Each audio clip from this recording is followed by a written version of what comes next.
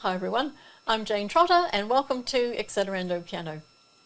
Today's tutorial is all about enharmonic equivalents.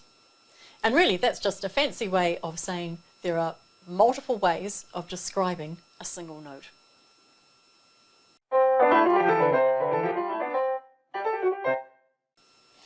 So let's dive straight in. Now I've got an earlier video which I made on sharps, flats and naturals.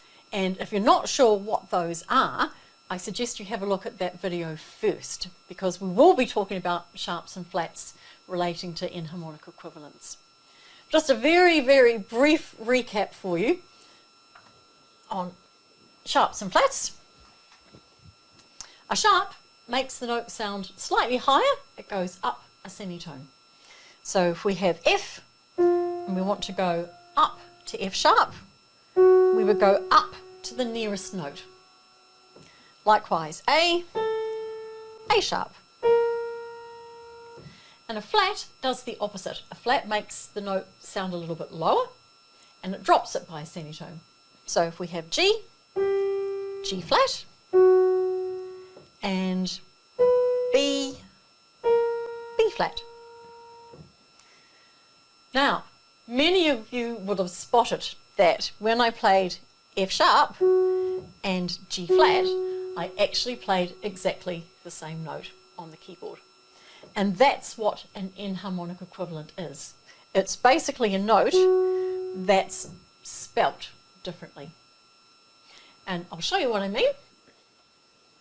Here we go. So this very first example is what I played on the piano just before. The F sharp and the G flat are in fact both that note.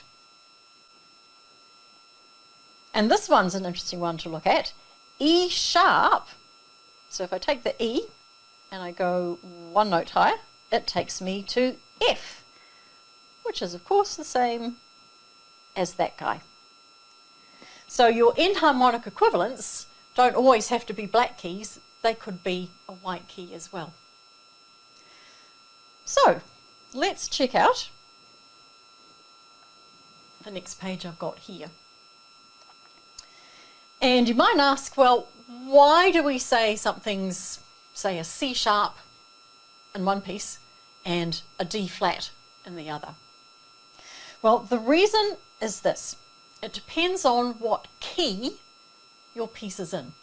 In other words, what scale the notes are chosen from. So for example, this top one here, we've got three sharps, F sharp, C sharp and G sharp. And this is in the key of A major. So when I play the third note, which is the C, it's a C sharp because of the key signature. And so I would play this guy. If we check down the bottom, I'm in a new key. I'm in the key of D flat major. 5 flats. B flat, E flat, A flat, D flat and G flat. So when I play my first note in D flat major, it's obviously D flat because of the key signature, and I'm playing that note. So it all depends on the key that you're playing in. Now, here's another point. If I go back to this, some of you might ask, well, why is this note here? Why does it have to be C sharp? Why can't it just be D flat? So I could go A, B, D flat, D, E, F sharp, G sharp, A. Well, then you've got a problem, because if this was D flat, and then the next note is just D, then you see I've actually left out the note C as such altogether.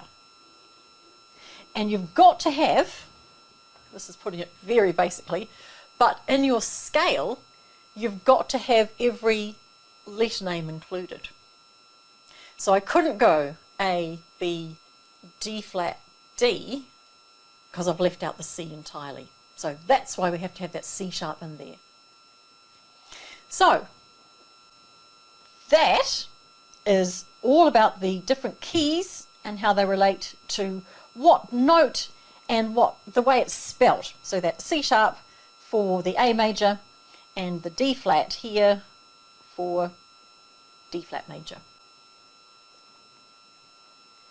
If you'd like to check out some more notes on that, this is just basically a recap of the material that we've covered today. You can go to my website, accelerandpiano.com, and if you check out the enharmonic equivalent video there, you'll be able to find a button, press that, and you'll be able to download this page. And that, as I said, that covers all the material that we looked at today. So I hope that's helped to explain a bit about the enharmonic equivalents. Enjoy.